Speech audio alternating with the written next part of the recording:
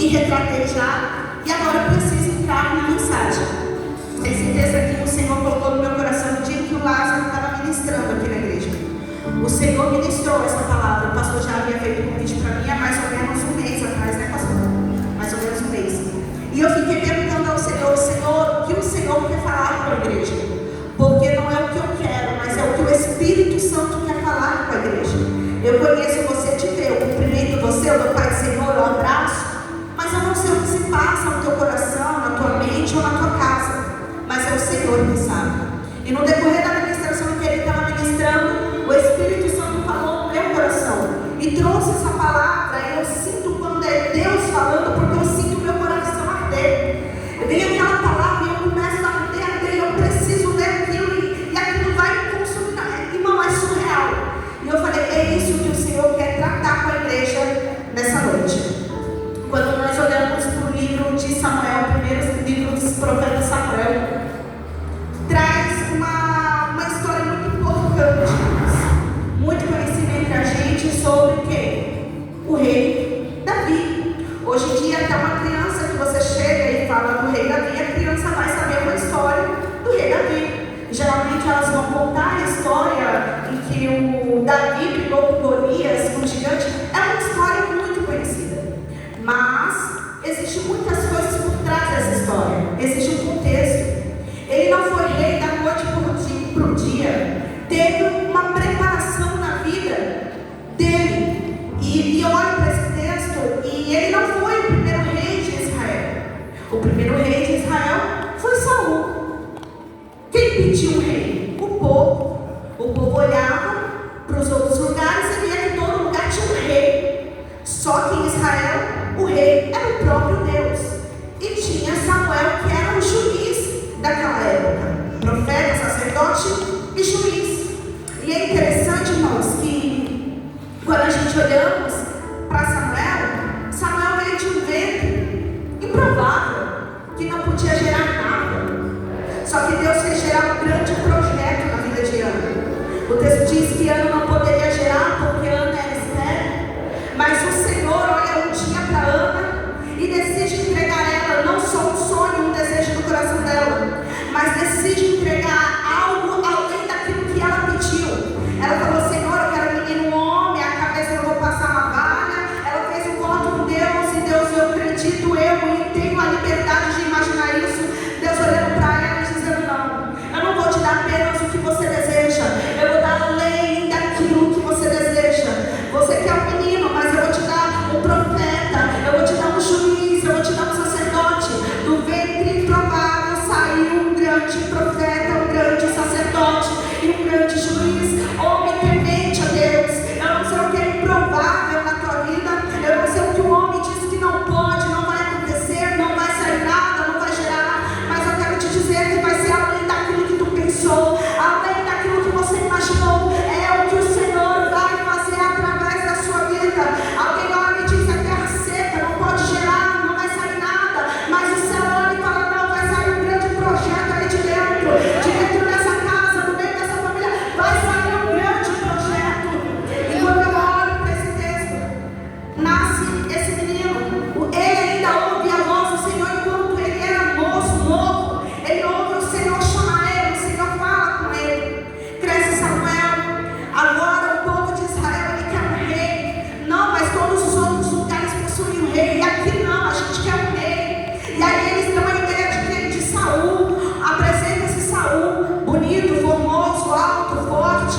É esse vai ser o rei. Pois bem, o Senhor permite, o Senhor deixa que Samuel enche o vaso, vai dar, unge a Saul. O Senhor permite isso. E vai tudo bem, Saul vai vencendo guerra, batalha. Ele entra numa guerra com os filisteus. O texto diz que após ele entrar nessa guerra, vai ter um sacrifício e Samuel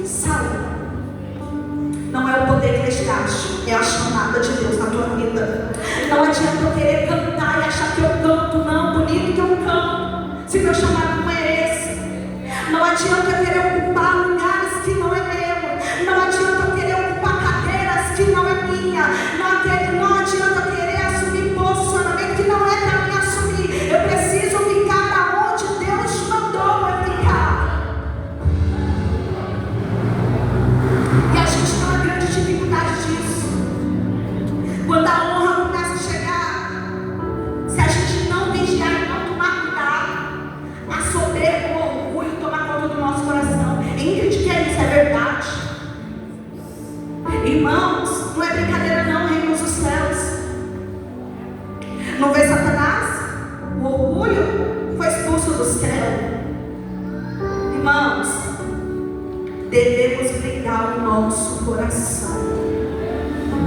Não importa onde o Senhor vai nos levar, não importa onde Ele vai nos colocar, todo momento a honra não é minha, a honra não é do pastor, a honra não é da pastora, a honra e a glória é do Senhor Jesus.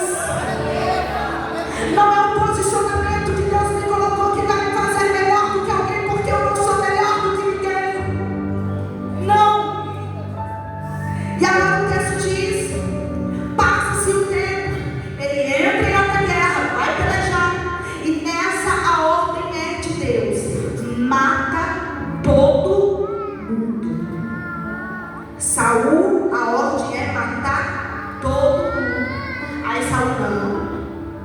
Eu vou proteger aqui Agar. Quem era Agar? Era o rei. Vou proteger o rei. E os melhores animais, porque eu vou sacrificar o Senhor. Mas a ordem de Deus foi o quê? Mata. Deus não pediu sacrifício. Deus deu uma ordem. E sabe qual é a nossa dificuldade? Querer obedecer ordens. A gente tem uma grande dificuldade em querer se submeter a pessoas que têm autoridade acima da gente. Só que aqui vai trazer um peso e uma consequência muito grande na vida de Saul, por causa da desobediência. Igreja, mais vale obedecer do que sacrificar. Não adianta estar na cozinha todo dia, não adianta estar na porta todo dia, não adianta estar no grupo de louvor todo dia, não adianta estar na igreja todo santo dia e não se submeter à autoridade divina.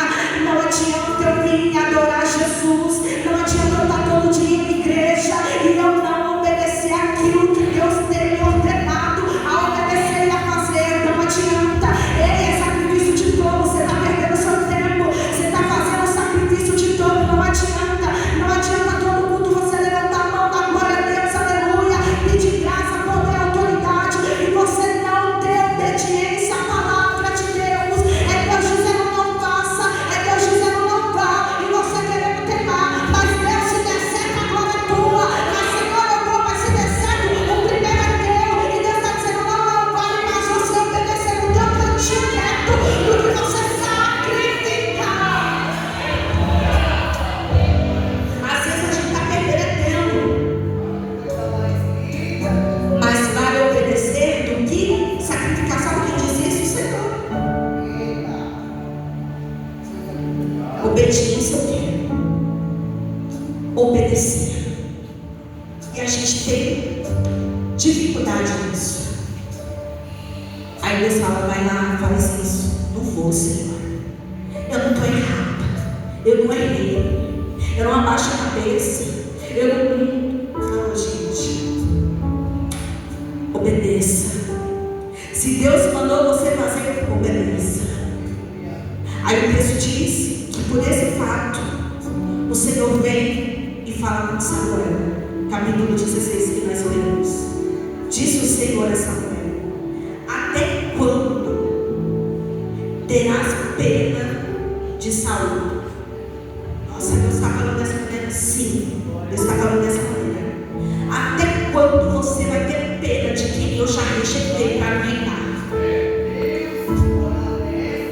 Deus não vai dizer aquilo eu já rejeitei para viver, não. Para reinar, para exercer aquela função.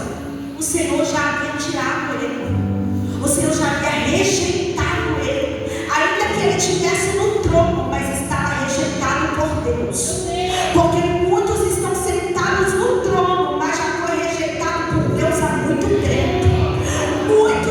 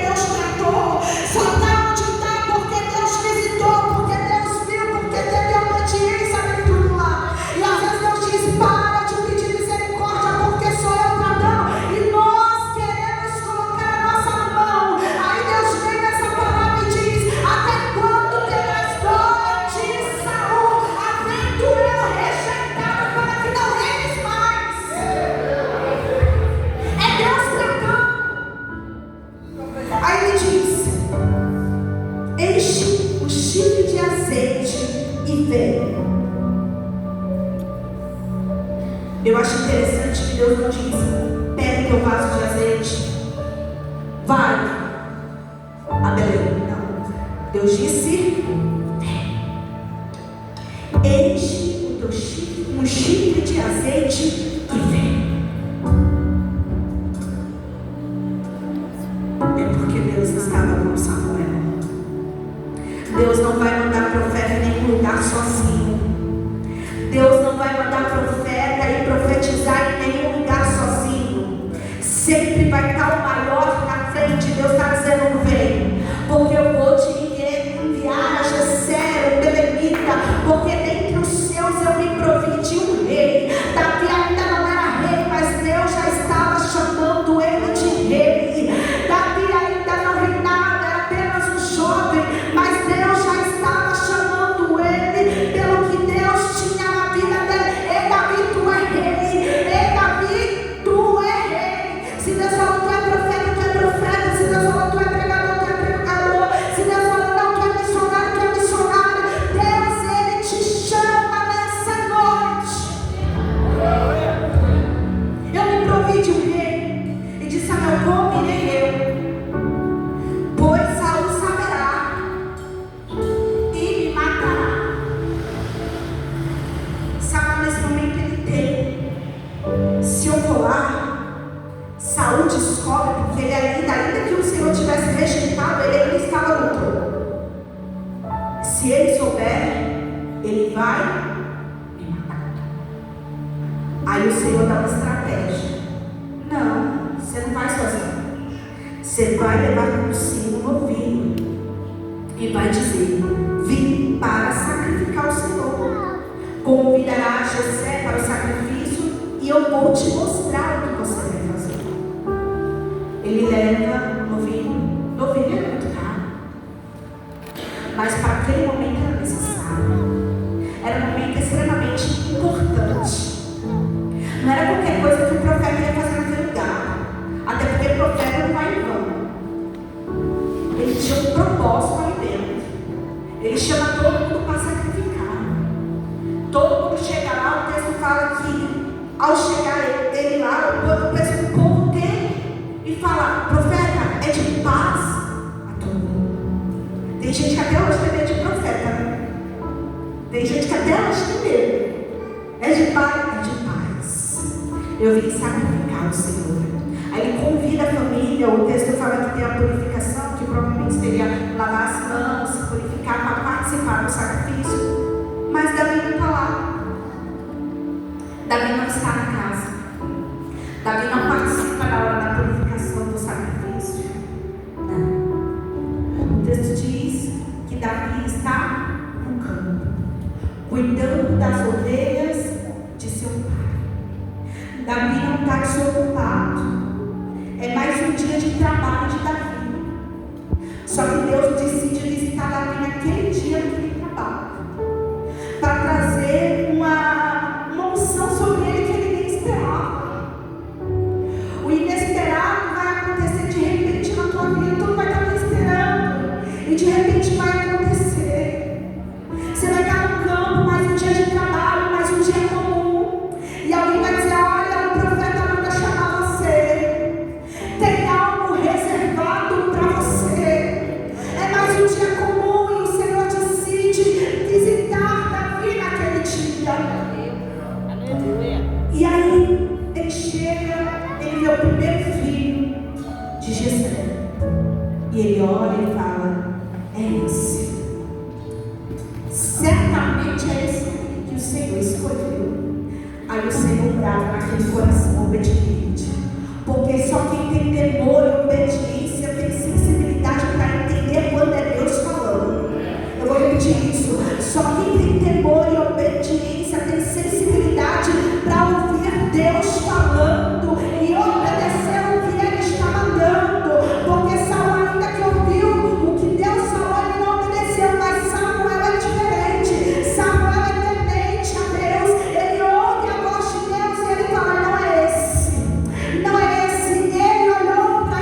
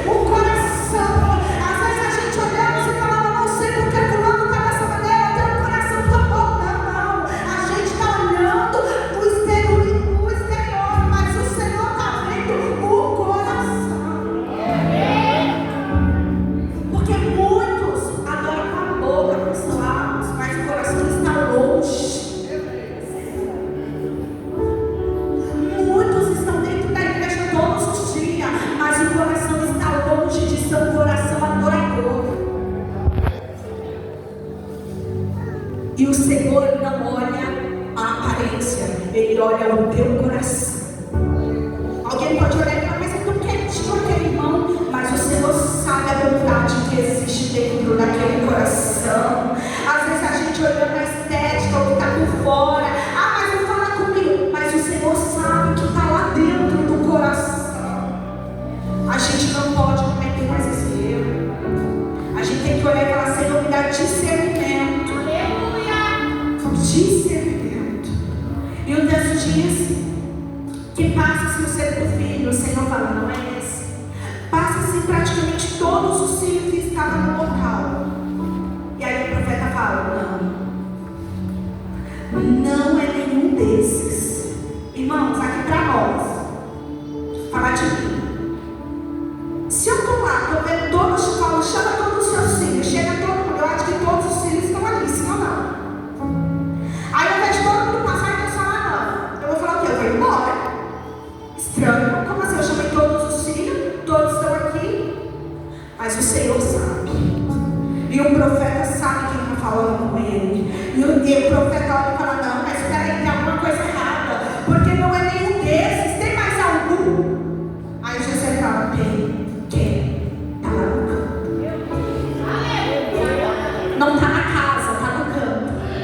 Não está no ambiente do culto, está no campo. Só que Jesus visita ele lá no campo. Não sei se você pegou isso nessa noite. Jesus pode não ter visitado ninguém da casa, mas Jesus vai visitar alguém que está lá no campo. E Jesus na ordem manda chamar. A gente só vai sentar e comer quando ele chegar. Vai ser completo quando ele sentar. Vai ser completo quando ele entrar. Mas as portas ainda não está completo. Quem era para estar aqui não está, manda chamar.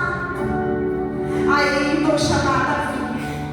Eu gosto de imaginar, todas as vezes que eu ministro essa palavra, eu gosto de imaginar essa cena. Eu gosto de imaginar Davi chegando no campo, às vezes pode estar sujo, pedido. Irmão, ele não era feio, a Bíblia diz que ele era um homem ruivo, de boa aparência, boa presença. Só que está lá no campo, está trabalhando lá, está travando guerra que ninguém está vendo, está lutando com o urso, ninguém está vendo, mas está lá no campo. Mas a voz profética manda chamar, e ele tem que entrar no ambiente do culto, ele tem que vir para dentro da casa do Pai. O lugar não é no campo, o lugar é na casa do Pai. O lugar não é no campo, o lugar é no altar do Senhor. O lugar não é lá fora, o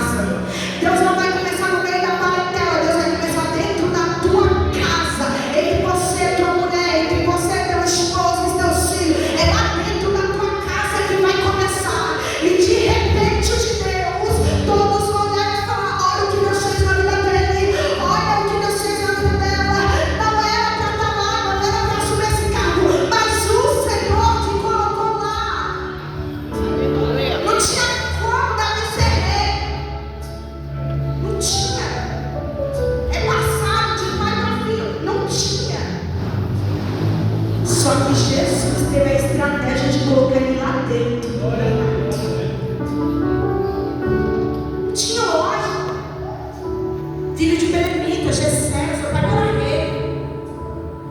Mas ele se casa para a filha do rei. O Senhor direciona Deus. Quando Deus faz uma promessa, Ele traça também o caminho e o cumprimento dela. Às vezes a gente não entende. Ele Davi para alcançar o reinado, Davi sofreu perseguições, Davi passou por muita coisa, Davi foi perseguido, foi odiado, mas a promessa de Deus permaneceu firme sobre a vida dele. Ele errou e um dia ele pecou, mas ele se arrependeu. Ele disse: Senhor, não retires de mim a tua presença. Ele não disse: Senhor, não retires de mim o dinheiro, não retires de mim o trono, não. Ele disse: Senhor, não retires de mim a tua presença. O que ele estava dizendo é: eu posso perder tudo, eu posso perder carro, eu posso perder cadeira, mas não quero perder a tua presença. Davi era o coração diante de Deus fiel, ainda que ele errou, ele se arrependeu e ele disse: Senhor, sem a tua presença não dá para viver sem a presença dele. Sabe o que acontece com Saul? Desfecho da história. O texto diz que o Espírito se apodera da vida de Davi, o Espírito do Senhor, e o Espírito maligno se apodera da vida de Saul, ao ponto dele ficar perturbado e dele chamar Davi para detilar sua arma, para que o demônio fosse embora e ele se acalmasse. Fruto da desobediência. Não tem como uma pessoa falar que vive tranquila na desobediência com Deus. Vive tranquilo, vive perturbado, sem paz de espírito, não entende, fica agoniado, desesperado. Sabe por quê? O único que tem a paz, que excede todo entendimento, é o Senhor, não há outro. Tu quer andar em paz e tranquilo, viva na obediência. Porque acaba com tanta coisa errada, tu já olhou para ti mesmo e viu se não precisa ser alguma coisa moldada aí dentro, porque muitas das vezes é alguma coisa que precisa ser moldada em nós. E o texto diz que o Espírito do Senhor se apoderou, se apossou de Davi. Então Samuel se levantou e voltou para Ramá. E o texto diz: de Saul, o espírito maligno atormentava. Ele ficou atormentado. Não vale a pena a gente desobedecer a voz de Deus. É um tormento. Ele ficava atormentado, irmãos. E naquele dia que a unção foi derramada sobre Davi, eu tenho uma certeza que naquele dia o Senhor estava preparando ele para o que ele ia enfrentar pela frente. E o Senhor estava confirmando, dizendo: eu sou contigo, Davi. A unção, irmãos, existe algumas unções que a Bíblia vai tratar. Tem a unção de sacerdote, que foi com Arão, né? Foi a primeira unção sacerdotal. Arão, irmão de Moisés e seus filhos. Teve a unção do profeta Eliseu, quando Elias fala, quando o Senhor fala com Elias, que Elias saiu da caverna: não, você volta para lá e você vai ungir Eliseu, a profeta em teu lugar. E tem também a unção de rei. E a gente vê que quando a Bíblia fala de unção, não é muito poderoso. Não dá para trazer aqui, eu já finalizei a administração. Mas o poder da unção é muito grande, irmãos. É muito forte. A unção, ela despedaça todo o jugo. A unção é o poder de Deus, irmãos. Não há demônio que vai ficar dentro da tua casa, porque a unção de Deus é derramada lá hoje, nessa noite.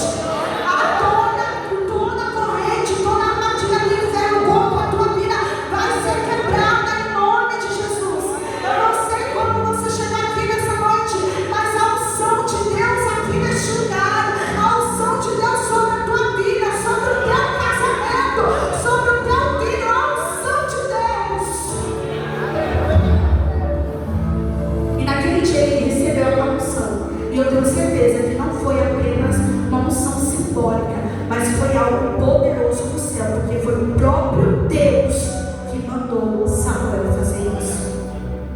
Eu quero finalizar dizendo para você: primeiro, não desobedeça a voz de Deus. Segundo, acredite naquilo que o Senhor já determinou sobre a tua vida e sua casa. E terceiro,